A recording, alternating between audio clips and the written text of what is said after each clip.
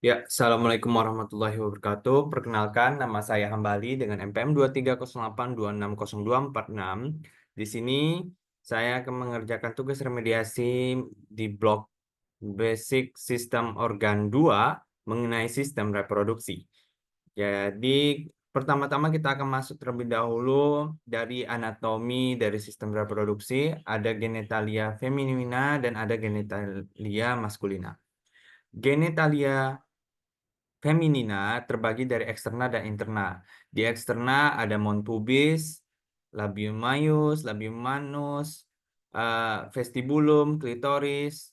Sedangkan di interna itu ada vagina, ureter, tuba falopi, ovarium. Anatomi genitalia maskulina terbagi menjadi dua juga, yang dimana eh, ada yang di eksterna yaitu skrotum, dextra dan sinistra, penis, terus kalau di eksternal cuma dua itu, tapi di internanya di genitalia maskulina terdapat eh, dux testis, epididymis, ductus deferens, corpus gland, vesica seminalis.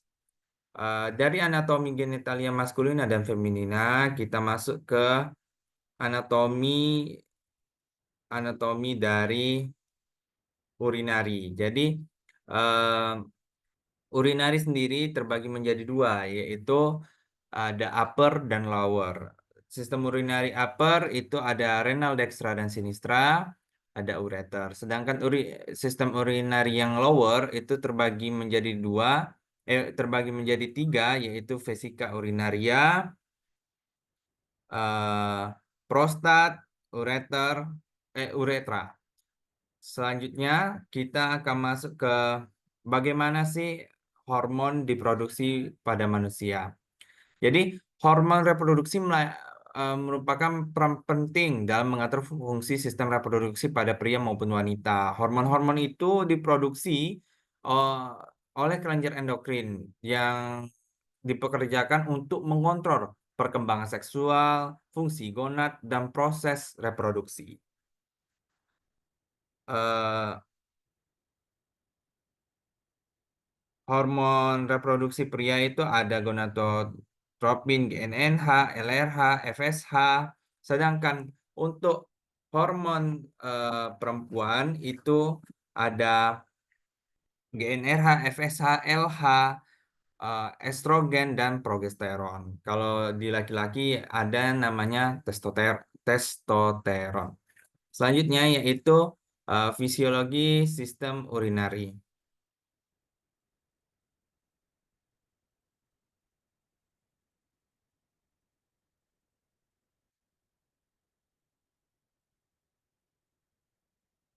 Jadi di fisiologi sistem urinari ada empat bagian, yaitu renal, ureter, vesika urinaria, dan uretra.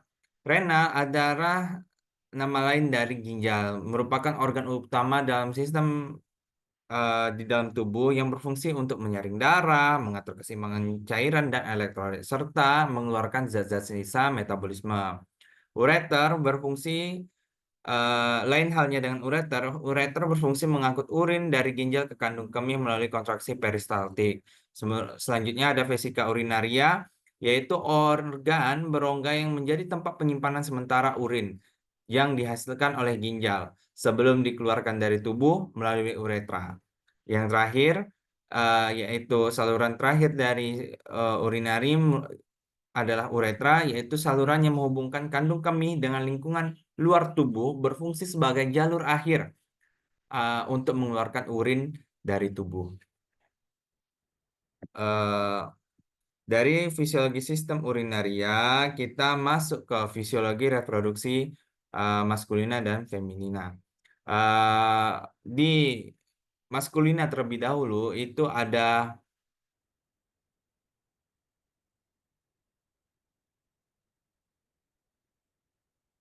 terbalik ya yang saya bikin ini. Di maskulina itu ada sperma, testis, hormon, dan saluran reproduksi serta kelenjar aksesori. Sedangkan di feminina itu ada ovarium, oogenesis, siklus menstruasi, fertilisasi, implantasi, kehamilan, dan persalinan. Setelah dari situ, saya akan menjelaskan yaitu fisiologi dari menstruasi dan menopause. Jadi, fisiologi dari menstruasi yaitu ada siklus menstruasi, ada fase folikuler, ovulasi, fase luteal, menstruasi. Sedangkan fase dari menopause itu penurunan cadangan ovarium, perubahan hormonal, ketidakaturan siklus menstruasi, gejala menopause. Gejala menopause itu eh, adanya perubahan hormonal yang menyebabkan berbagai gejala seperti hot flashes atau keringat malam, perubahan suasana hati, kekeringan vagina, dan penurunan libido. Gejala ini dapat berlangsung selama beberapa tahun sebelum dan setelah menopause. Dampak jangka panjang dari menopause adalah penurunan kadar estrogen setelah menopause yang berisiko osteoporosis atau pengeroposan tulang. Setelah dari fisiologi dan anatomi, kita masuk ke histologi dari genitalia maskulina dan feminina.